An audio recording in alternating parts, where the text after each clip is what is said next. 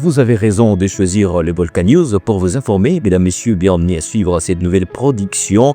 À présent, les titres du journal. L'ancien chef de l'État congolais Joseph Kabila Kabange séjourne à Goma depuis la journée du dimanche 25 mai 2025. Celui-ci a été accueilli dans la capitale touristique sous contrôle de la coalition AFC M23 dans un contexte géopolitique marqué par des tensions sécuritaires. Ces titres et bien d'autres seront développés sous P. Mesdames, Messieurs, installez-vous confortablement et bienvenue aux détails.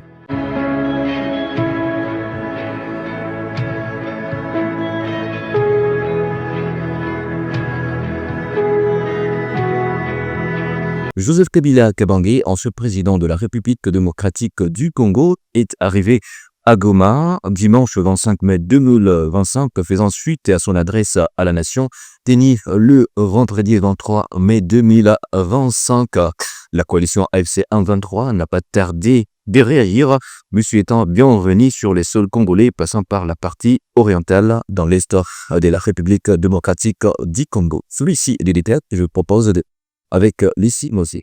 Le mouvement politico-militaire qui contrôle plusieurs territoires de l'Est du pays a salué cette visite tout en lançant une salve de critiques à l'encontre du régime de Kinshasa. Dans une déclaration officielle faite ce lundi 26 mai, Corneille Nangaa, coordonnateur de l'AFC M23, a exprimé la joie de son mouvement face à l'arrivée de celui qu'il qualifie de grand acteur politique sur les sols congolais. La coordination de l'Alliance Fleuve Congo AFC-M23 s'est réjouie de l'arrivée de l'ancien président de la République et sénateur à vie, M. Joseph Kabila Kabange à Goma, dans son pays, la RDC, a-t-il déclaré sur X. Le retour au pays de ces grands acteurs politiques est favorablement accueilli. Il a fait un bon choix plutôt que de rester en exil forcé. Plus loin, le responsable du mouvement n'a pas mâché ses mots envers le pouvoir central en place à Kinshasa, qu'il accuse des répressions, des corruptions et des tribalismes. À Goma, Joseph Kabila Kabange est le bienvenu dans la seule partie du pays où l'arbitraire, la persécution politique, les condamnations à mort, les tribalismes, les discriminations, les discours de haine n'existaient pas, a ajouté Nangaa. Le coordonnateur de l'AFC M23 a également présenté Goma sous leur contrôle comme une terre d'accueil pour tous les Congolais en quête de liberté politique. Les portes et martyrs de Goma, qui sont celles du Congo, sont grandement ouvertes pour accueillir, outre l'ancien président Kabila, tous les compatriotes désireux de trouver une terre d'accueil où ils peuvent exercer librement leurs activités politiques dans un esprit républicain. Le discours de l'ancien président de la République Joseph Kabila ainsi que sur l'arrivée spectaculaire à Goma, le dimanche 25 mai 2025 n'est pas passé indifférent dans la classe sociale et politique congolaise. C'est le cas par exemple de Laurent Mugiraneza, analyste des questions politiques, qui pense que pour l'heure, il n'est pas question de mutualiser avec les éléments de la coalition AFC M23. Suivons.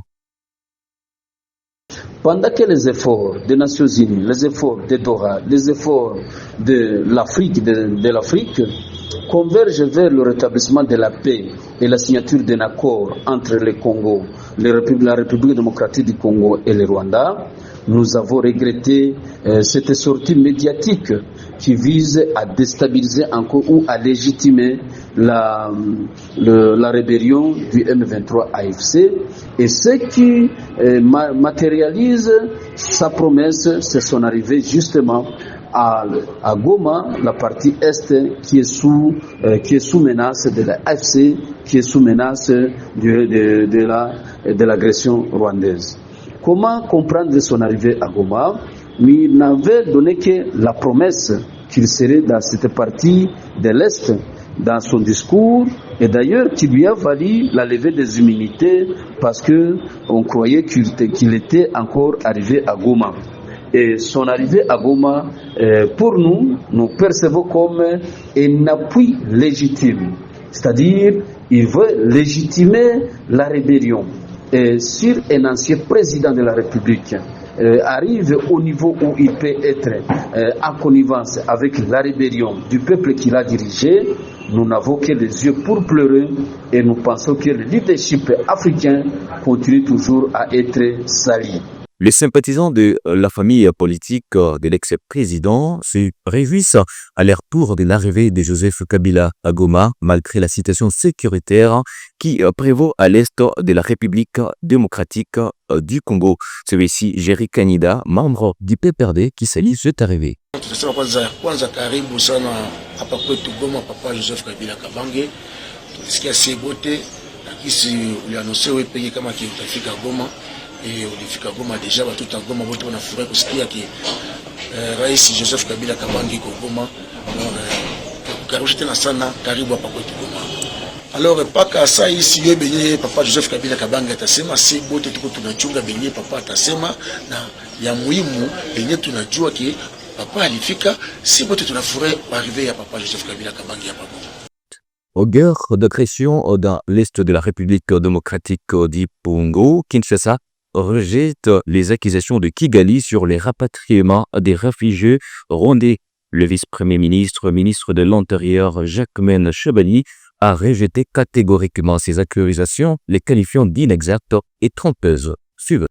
Dans un communiqué publié depuis samedi 24 mai 2025 à Kinshasa, le ministère congolais rejette catégoriquement ces accusations, les qualifiant d'inexactes et trompeuses. Il réaffirme le respect de la RDC envers ses engagements internationaux relatifs à la protection de personnes déplacées en conformité avec les conventions régionales et internationales en vigueur. Le ministère précise que le processus de retour des réfugiés rwandais s'inscrit dans le cadre de l'accord tripartite signé en 2010 entre le Rwanda, la RDC et les HCR qui encadre le rapatriement volontaire de réfugiés.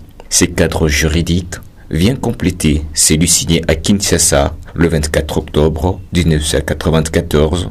Selon les autorités congolaises, ce retour se fait de manière volontaire, libre et continue avec l'appui logistique du Haut Commissariat pour le réfugié HCR. Contrairement aux allégations de Kigali, le réfugié rwandais concerné avait été dûment identifié, recensé et signalé aux autorités rwandaises dans le cadre de la tripartite RDC-HCR Rwanda. Et pour mettre un terme à cette édition du journal, depuis une semaine, les autorités du M23 qui contrôlent la ville de Goma, chef-lieu du Nord Kivu, ont interdit à plus d'une vingtaine d'entreprises leurs activités de gestion des déchets ménagers.